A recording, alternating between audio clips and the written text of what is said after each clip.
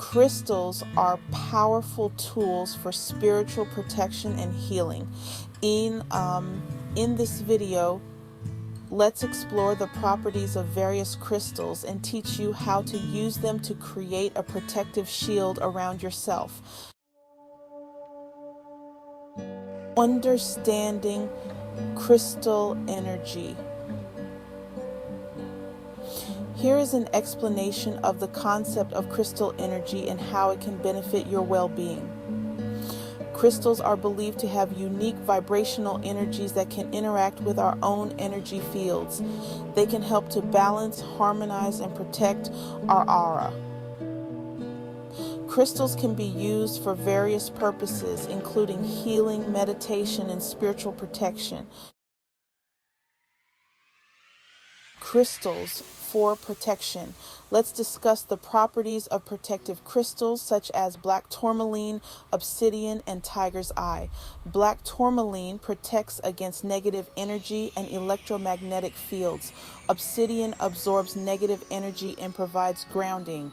Tiger's eye protects against the evil eye and provides courage and willpower. Creating a crystal grid.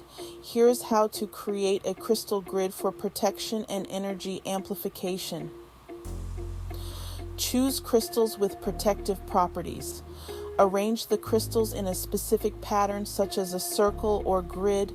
Program the grid with your intention for protection.